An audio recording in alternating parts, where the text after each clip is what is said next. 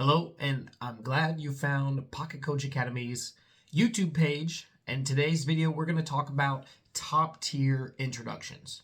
And I'm going to give you the breakdown for how not only do you structure, but also how do you coach and develop a introduction, and more specifically, the exact way that we gave an introduction when my student, won this year. So you're going to get exactly the way that he gave his introduction in the speech that got him 112 in 3A state finals. I know he went 112, right? So still room for improvement. But so let's talk about introductions. Now, introductions are a crucial part of your speech. They are not the end all, though. There's a lot of students that can give great introductions, but they don't have the body points, and they still struggle to get through to the next level, regional, state finals, wherever they're at. So introductions, while being a good foundation and really set your speech up for success, are not the only or the most important thing or the only important thing, but they are heavily weighted in that round. You hear the statement that first impressions are some of the most important moments you have in people's lives, or whatever the statement is. Someone decides what they think about you in the first 15 seconds. Well, that's true in an Extemp speech as well. The judge is going to decide if you've got what it takes to beat the person in front of you pretty quickly, right? You can grab that thought, you can grab that idea from the judge that, hey, maybe this person is the best. Maybe this is going to be my one. And you've got to do it within the first 15 to 30 seconds. You've got to show them that you've got what it takes early on, and then hold that throughout the rest of the speech. So it takes grabbing the one in the intro and then holding the one throughout the body in the conclusion. Okay, so today we're going to talk about how I coach intros and our approach to not only structuring them, giving them, but also coaching them. So an introduction is a little bit more complex than the body points or the conclusion. Okay, it's probably the most complex section of the speech.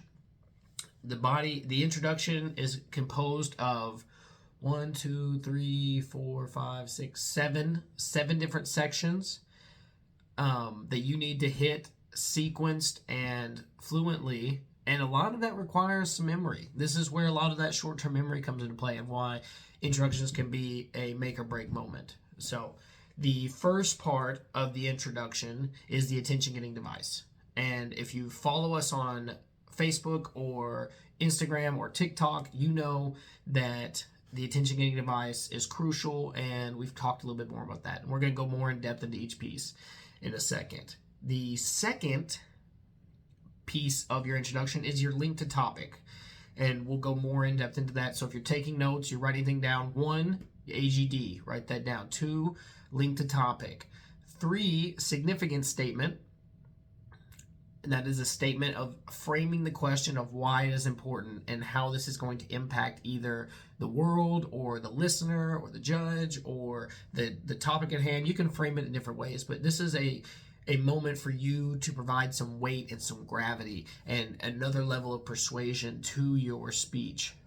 Then you want to have some sort of sourcing in that section between your background and your significant statement. You definitely want to at least be dropping a source to provide that other method of persuasion, really touching on all the ethos, pathos logos. You get the emotional appeal, you get the logical appeal. And then we're going to get into, after the source, or really after the significant statement, whether your source is in the background or in the significant statement, you're going to get right into the question. You want to pose the question and state the topic exactly. And we'll talk a little bit more about that in each section. But the next area is answer the question. And I know this one seems like the most obvious, that I shouldn't have to tell anyone or any student ever, if you're given a question and that the competition is about answering a question, that you have to answer the question. But the truth is that most students in this format of a 30-minute prep don't answer the question. And so answering the question is probably the first tipping point for whether you're going to move up in the room or down in the room. Are you answering the question, and is it concise and clear? So we'll talk a little bit more about that when we get there. And then preview points. So if you're taking notes, You're going to first use an attention-getting device. Second, you're going to link that attention-getting device to the topic. Third, you're going to provide some background to the topic. Then you're going to provide some framing, aka a significant statement to why this is important. What does it affect? Who do we care? Or why do we care as the judge or the listener? Or why, I even tell my kids, why did we write the topic? Why would they write a topic over this? Why is it important? And then after you frame the question of why it's important with your significant statement, you're going to pose it exactly as it is. Avoid, canning it. So the question for today is, you want to provide and keep that significance. So it is imperative that we must ask ourselves, yada, yada, yada. Pose it. We'll get more into that later. And then answer the question and provide a preview point. So you have those 7 pieces down. We're going to talk about those 7 pieces in depth as we move forward. Okay, so the first area is sometimes the most difficult. It really requires a little bit of the most skill, but like I said earlier, you've got 15 to 30 seconds to tell that judge that you've got what it takes to be the one in this room, right? They're immediately comparing you from the moment you walk in, from the moment you come in with your topics from the room. That judge is immediately thinking, okay, where am I going to rank this kid? Is this kid better than the last one? Or if you're the first in the room, is this going to be a dreadful ramble, and I'm going to have 7 speakers that don't answer the question and don't have any structure, and I've got to write these really, really long ballots. Judges don't mind that, but they love hearing good speeches. If we're just being realistic here, judges would much prefer hear a well-performed educational speech than a struggle and a stumble where you feel guilty because you can see that this extemper is new and they're having a rough go and you can see the emotion on their face. Judges, while willing to help, it's not a negative, but it's still hard for them, and so they're immediately thinking and they're immediately wondering, what are you going to do for them? What do you have to do in front of them? And so walking into the room and your attention-getting device are that moment. And so there are right ways and there are wrong ways to do an attention-getting device in Extemp. Now, there are lots of attention-getting devices out there that for different methods of communication can provide and prove valuable. But attention-getting devices inside of Extemp really need to focus on kind of 3 things. You want to either tell a contextual story.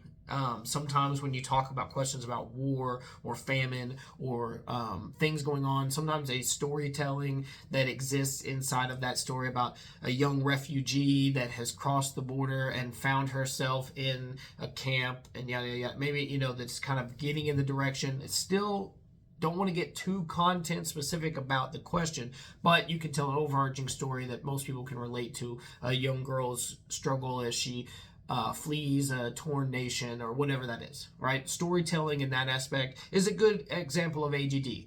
That one's a little bit harder and you can get wrapped up and spend a little too long. So be careful with storytelling. Another area is political humor. If you can provide some political humor or jokes into the AGD, obviously they need to be appropriate and they need to be funny. Those are also difficult, right?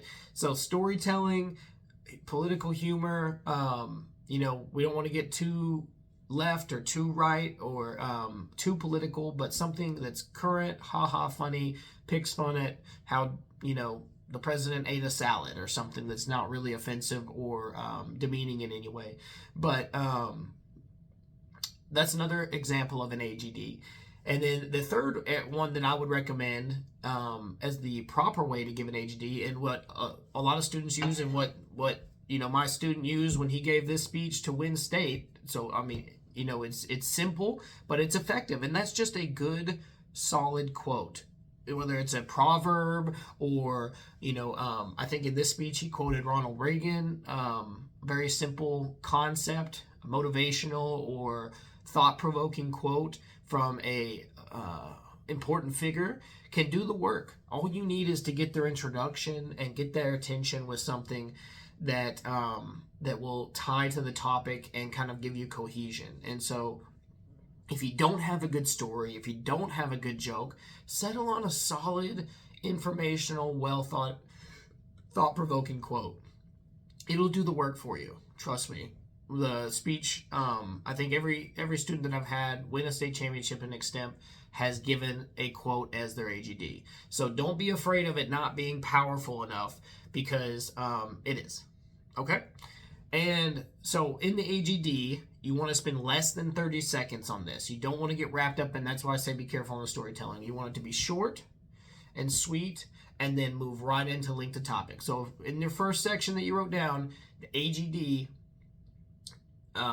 3 examples. Storytelling, but remember it needs to be contextual, and we're going to talk about how these can be bad examples in a second. So good examples are storytelling, a quote, that was number 3, and then political humor, right? And like I said, political humor is very light, surface level. We're not getting into Netflix specials here, just something funny. I remember there was one that I heard a lot when Jeb Bush was running for the primaries for the presidential election, and it was talking about a moment where he asked his audience to clap, and so they were all I've heard several students give a little simple like Jeb Bush had to ask people to clap for him, something like that, where it's not getting into any deep rooted political issues, but just kind of picking fun at somebody we all know. So once you hit the AGD and you do it right, there's also ways to do the AGD wrong. And this is what I saw. And if we're being 100% honest, I think this was a differentiator between first place in 3A Extemp and second place in 3A Extemp. Both were amazing speakers, but one of them gave a pop culture canned intro, and it was about the Friends TV show. And while that works for certain methods of communication, and it's a very valid AGD, I'm not discounting it, it's not something that adds value or will move you forward in an Extemp round. So you want to avoid AGDs that are not relatable, okay? And what I mean by that is a lot of times where students go wrong inside the AGD is they begin telling a personal story, okay? They talk about what their grandma did for them as a young child, or imagine a world where this problem wasn't existing. Those are not functional or value-added AGDs. Okay, it's students, coaches. If you're competitors, or you're giving AGDs that have the word imagine in them, or they're talking about a personal experience, you're losing the judge immediately. Okay, I know that sounds bad, and that we should care as judges about your personal experience, but it doesn't get our attention. It's not a valuable AGD. It's not one that's going to move you forward in your round and in your tournament. So avoid getting personal, avoid getting too imaginative. Nobody wants to hear those. I know that sounds rude, but that's just the truth, and you need to hear it. Stick to content-based, casting a wide net, something current, whether it's a quote, a story, or some kind of humor. And if you can hit the humor, go for it, because if you watch the best in the nation, the top extempers in our area, they're all kind of funny. So it's tough to be funny. So if you can be funny, go for it. If you can't, then just settle on a quote. So that's an AGD. That's really the most complex part of this. The rest of this is going to be more checking the box and just getting the information out there. So once you leave that AGD, you need to have some sort of connecting tissue called the link to topic. And really all that this does is move forward from this wide general thought that was your AGD and into this more specific, aka more specific content area, aka your question, right? Your topic. So you're going to go from a Chinese proverb about integrity into the inflation and government handling of inflation in the status quo, or whatever it is.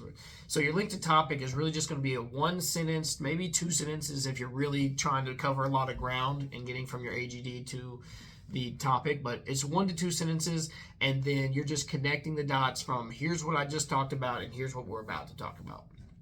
Very simple, but necessary, because if you don't connect your AG to the topic, then it kind of is just left out there on an island. And judges are wondering, okay, what did that have to do with this? Why did I just listen to 30 seconds about, imagining when your grandma was younger and the world she lived in, and then now we're talking about inflation. If you don't connect the dots for the judge, you'd be surprised how often that they're not with you.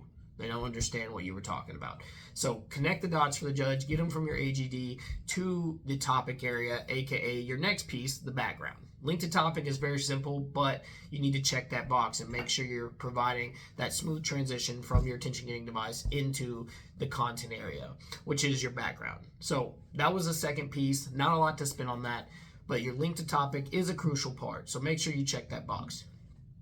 The third area, the third piece, is the background, and this is a huge crucial part where you start building your reputation as an extemper and in that round and just in general.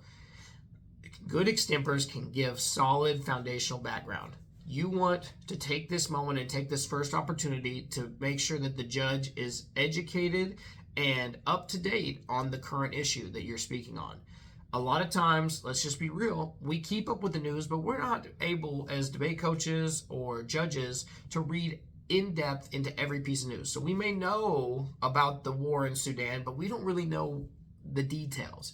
So take that opportunity to give us some insight, to give us a little second level information that we probably don't know that's led up to or created the issue or has brought forth the question. Remember, this is background, so avoid getting into any of your points or the information you're going to use later. This needs to be what happened before to get us to the status that we're at now. So now, as a nation, we have to ask why blank.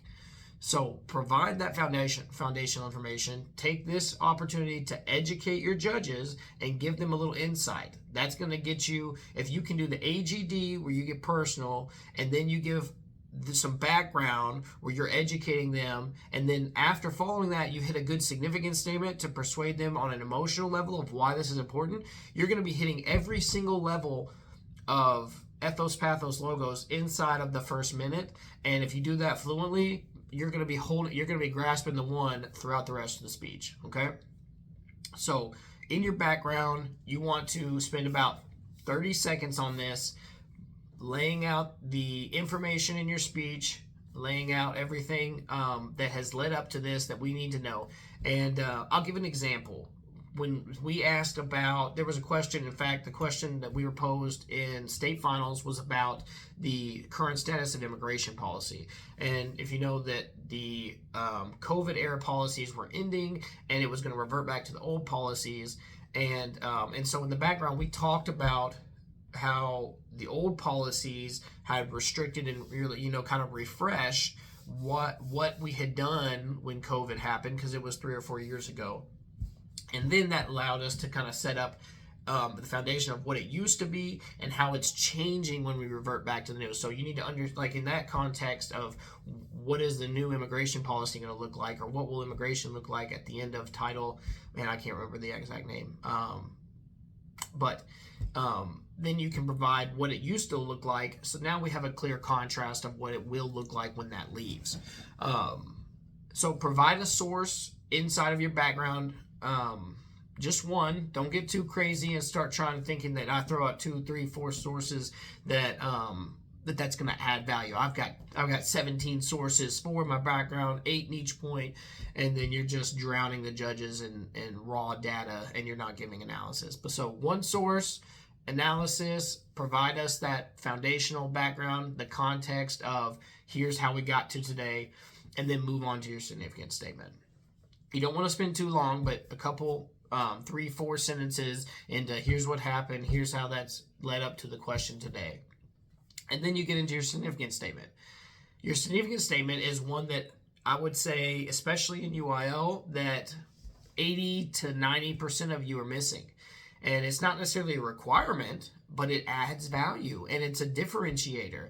And another thing that probably separated this speech from the other is because he provided a significance statement. A significance statement is a simple method of framing and giving the question, aka and or your answer, impact and weight. Why does the judge care about your answer? Why does the judge care about your question that you're posed? Right? Some questions are more interesting than others. Other questions are boring and dry. So you want to make sure that your question and the topic, the next 6 minutes that you're about to spend talking about this, sound interesting and sound important. It doesn't have to be anything fancy, right? If you're discussing immigration, then you can say something significant with millions of immigrants' citizenship status on the line. We must ask ourselves, what will the new immigration policies look like at the end of Title 42, I think it is, or Title 9? I can't remember. But it's summer, okay? But a simple thought of like, with all of these people's futures or all of this, or the economy, with the economy of the United States hanging in the balance, right? It just have a little phrasing that's a go-to. It doesn't have to be fancy, but it provides that framing for the judge to understand the significance of the question and why they should pay attention, because it's going to be important. So once you get through the significance statement, now we've hit AGD, we've hit the link to topic, we've hit the background, the significance statement. You're 4 of the 7. At this point, you've either got it going or you don't, right? You should be in a flow, and now you're to the question. So you want to pose the question. You don't have to say that brings us to today's question. It's not today's question. It's nobody's question but yours. It's your question. It's a question you were posed. So don't call it today's question. Just say, so we must ask, or we must answer the question, why is, or what will the status? So it's imperative that we answer, or that we ask ourselves, or something like that. So I don't like it when you say, so that brings us to today's question. That's kind of an overarching reference to the competition. So refer to it in a more private, individual, specific manner, whatever phrasing you like on that. But pose the question and restate the topic exactly, okay? Don't rephrase the topic, because simple rephrasing, and why this is crucial and important, is simple rephrasing, and this is where you can actually mess yourself up, is when you have a simple rephrasing of the topic, you might actually change the question. And then if you rephrase the topic in your mind or in your intro, and then you answer that rephrasing, then you might lose the judge, because they're looking at the topic slip or what they wrote down from the topic slip, and they're going to say, that's not the question. And they don't know if it's a mistake or if you're trying to pull a little fast one because your information didn't quite answer the question. So you're going to kind of rephrase it, take a secondary interpretation, and answer that version. Which is a trick that a lot of extempers use. When they don't have the answer to that question, they say, oh, let's change one word, or sequencing of the question, words in the question, to give us a answer that we can find. So don't do that. Answer the questions exactly as it's written. And that's why it's important to pose it and to say it in your intro exactly as it says. So once you get to there, here's a second part of the intro that a lot of people are missing. So most people are giving everything from AGDs to background to posing the question. Not a lot of people are giving significant statements. So if you put that into your intro, you're immediately going to take a step up. And then another area that a lot of extempers are missing is an umbrella answer. Okay? Umbrella answers are simple answers to the question. They provide clear, concise answers, right? So imagine your umbrella answer as, if I just asked you the question in conversation, what would your answer be? It wouldn't be 3 points that all kind of go in the direction of some other answer. Why is inflation increasing? Because the housing market. I want a concise, clear answer that encompasses what your 3 points are. So it doesn't have to be real complicated. It doesn't have to be real fancy and informational, but it needs to have a overarching theme for your speech. This is where you kind of establish your overarching theme. So So an example of like immigration policy, if it's asked what will be the changes to with the end of Title 42 or whatever that was, then you can say that, well, our the answer is that immigration policies will become more restrictive, and we'll see them be more restrictive in three areas. First, visas. Second, I don't know, other answers, right? I'm just going off the top of my head, but the idea is that it just has to give an answer. How is it going to change? Well, it's going to change by being more restrictive or more open, and we'll see these openings in three different functions of immigration, or whatever your topic, whatever your body points kind of lead you. Just develop a simple answer that judges can latch on to. So when they answer that, did this person answer the question? Yeah, they said it's going to be more restrictive. An umbrella answer is important because it provides a clear, concise answer, and this is really where you can level your game up and make your job a lot easier in your body points, is by having that umbrella answer. You have a reference back to proving your answer correct, right? Whether you're informational or persuasive, or informative or persuasive, or you're in domestic or international, it doesn't matter. You should always be trying to prove your answer correct throughout your body points. And we'll do that in a separate lesson when we discuss body points. But your introduction, which is, or your umbrella answer in your introduction, gives you that overarching theme where you can come back later and say, see, what I just told you shows how they're being more restricted, or shows how it's being less restrictive, or whatever your answer was. If you do debate, I think of this as like decreasing your burden, right? If you're in LD, you're going to try and make it sound as easy as possible. All the affirmative has to do is show that this. Well, in Extemp, when you give an umbrella answer, you're basically kind of doing that and saying, all I have to do is prove that it's going to be more restrictive, and then I answered the question and I was right? So instead of getting real specific into the topic and saying, like, show me why inflation has increased in the United States, well, the answer is because of, COVID-era policies. And then I just have to show that COVID-era policies had impact. Instead of having to prove the overarching larger question, I can make it smaller for myself, decrease my burden, and then satisfy that, and it's a little bit easier on me. So once you've given your umbrella answer, you're going to move right into previewing your points, okay? Previewing your points is pretty straightforward. Most people are doing it. The best advice that I can give in this is you want to find that middle ground. You don't want to have one word points. You want to provide context to your points. Like why is it's going to be more restrictive by visas, right? Well, what about visas? Like, how is it going to be more restrictive? By decreasing the total number of visas issued, right? I'm not going into a elongated explanation.